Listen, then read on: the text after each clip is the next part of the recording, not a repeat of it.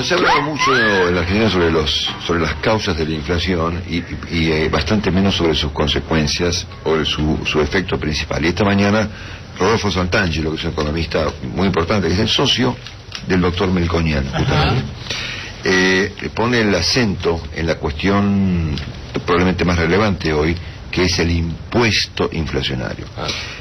Fíjense ustedes respecto de la cuestión de las causas. El gobierno ha hecho una ensalada con las causas.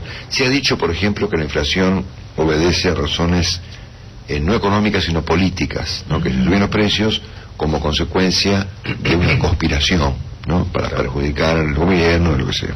Se ha hablado de la idea de la puja distributiva, como argumento para explicar el caso, ¿no es cierto? Esto es, bueno, el gobierno ha derramado sobre la Argentina una prosperidad tal que los sectores en pugna se pelean por apropiarse justamente de la riqueza. Claro. Entonces, claro, ahí viene la teoría de los sectores concentrados, ¿no? Sí, sectores concentrados de la economía que tienen el poder sobre los precios, que suben los precios justamente para apropiarse de la renta de la gente. Qué turros. Después de la suba de los impuestos no hablan. No, por eso. Bueno, ha habido otras interpretaciones del fenómeno inflacionario, la que ha manifestado, por ejemplo, el jefe de gabinete en varias oportunidades, inclusive el ministro de Economía, respecto de que la cuestión de la suba de precios hay para en los costos, ¿no? Y nos han explicado la cuestión de la matriz insumo-producto. Sí. Claro, la matriz insumo-producto ha derivado en esto que hemos tomado hoy medio como en broma esta mañana, respecto de la carta que reciben las empresas, que tienen que reportarle a la Secretaría de Comercio o al gobierno, al Ministerio de Economía, cada cosa que ha pasado con cada producto en los últimos 5 años.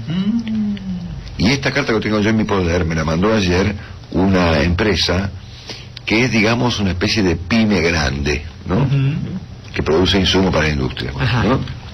Ahora imagínense, esto multiplica, lo que nosotros leímos esta mañana, pero multiplicado por, no sé, 10, 12, 15.000 empresas. No, terrible. Que le manden a un funcionario cientos de Exceles, con análisis de los últimos 5 años de cada producto, incluyendo preguntas tan estúpidas como, por ejemplo, el principal uso de un producto. ¿Cuál es el uso de un auto? Bueno, para un tipo puede ser pasear, para otro puede ser laburar, es decir, una cosa que no tiene nombre. Pero esta mañana, obviamente, ¿qué ha ocurrido en el medio de esta discusión argentina de los últimos tiempos respecto a las causas de la inflación? ¿Una cuestión política, una cuestión de puja distributiva o un problema con los costos? No pasó nada. Si la inflación sigue subiendo, tal vez como consecuencia de que la cosa sea otra. ¿Y sí? O sea, estas explicaciones son muy divertidas y muy sociológicas y muy teóricas, casi dignas de análisis por el doctor Promilló, pero no explican el fenómeno, ¿no? El fenómeno tal vez tiene más que ver con cuestiones de carácter monetario. Pero esta mañana, insisto, Rodolfo Santangelo, en un artículo que publica en el Clarín, le pone el dedo en la llaga, ¿no es cierto? Que es el tema de la inflación vista como un impuesto. Bueno, muy bien. Y ahí vamos, a tratar de entender este fenómeno novedoso. Buenos días, Rodolfo. Buen día, Marcelo, ¿cómo andan? Qué gusto saludarte, Para mí también. Bueno. ¿Nos explicás el punto? O sea, la inflación vista como un impuesto. Es que el origen del problema es todo lo que vos planteaste. A ver. Y las cadenas de valor, y los costos. Y en el fondo la inflación es un impuesto. Vos fíjate que a nadie se le ocurriría quejársele a su patrón de que le cobra el impuesto a las ganancias, o al kiosquero de que le cobra el impuesto a los cigarrillos, o a la estación de servicio de que le cobra el impuesto a la nafta. Sin embargo, con la inflación, que es un impuesto, se arma esta discusión de si son los costos, los empresarios, la cadena de valor. Y en el fondo lo que yo planteo es que está mal definida la inflación por la suba de precios. La suba de precios, sobre todo cuando suben todos los precios mucho durante mucho tiempo, la inflación no es la suba de precios. La inflación es la pérdida sistemática de valor de la moneda. O sea, señor. el único que pierde cuando todos los precios suben es la moneda, es el peso. O sea, si todos los precios suben, si los salarios, si el tipo de cambio, si todo sube, ¿quién gana? Nadie, salvo la moneda pierde. Entonces, ¿quién es el responsable de que se pierda valor la moneda si así definimos la inflación? El que produce la moneda, el monopolista que produce la moneda, que es el Estado Nacional. Entonces, esta discusión de las causas de la inflación tiene sentido cuando es 3% anual, cuando ayer el ex ministro de Uruguay discutía sobre Uruguay si es 8 o 9%, y se matan allá discutiendo si es 8,31 o 9,24.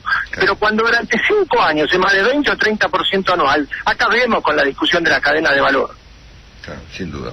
Ahora, desde el punto de vista impositivo, la inflación representa ¿qué para el gobierno hoy en términos comparables con otros impuestos? El impuesto más importante. Primero es el impuesto al valor agregado, que cobra un 21% sobre todos los bienes y servicios, el impuesto a las ganancias, todos los impuestos previsionales con los que se financia la seguridad social, y en cuarto lugar viene, más importante que las retenciones, que los débitos, que combustibles, que cigarrillos, el impuesto a la inflación, que le da 100.000 millones de pesos al gobierno, es el cuarto en magnitud de recaudación, y que, te repito, es un impuesto que se le cobra a los tenedores de moneda. O sea, todos los que tenemos moneda, todos los años tenemos una cosa que vale menos.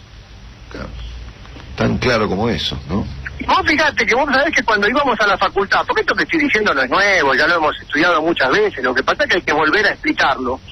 Se nos decía que el impuesto inflacionario no lo legislaba el Congreso de la Nación. En Argentina sí lo legisló el Congreso de la Nación, cuando reformó la Carta Orgánica del Banco Central, cuando ya en el año 2010, 2011, se le dio manos libres al Banco Central para darle al gobierno reservas y maquinitas, reservas y emisión monetaria. Hubo dos grandes perdedores. Primero el país porque fue el origen y el germen del desorden macroeconómico que estamos viviendo. Y segundo las provincias, porque las provincias no coparticipan nada de este impuesto inflacionario. Yo hago el ejemplo ahí, que cuando un gobernador necesita un peso para financiar un gasto, tiene que matarse, ver qué impuesto cobra, qué hace, qué esfuerzo hace.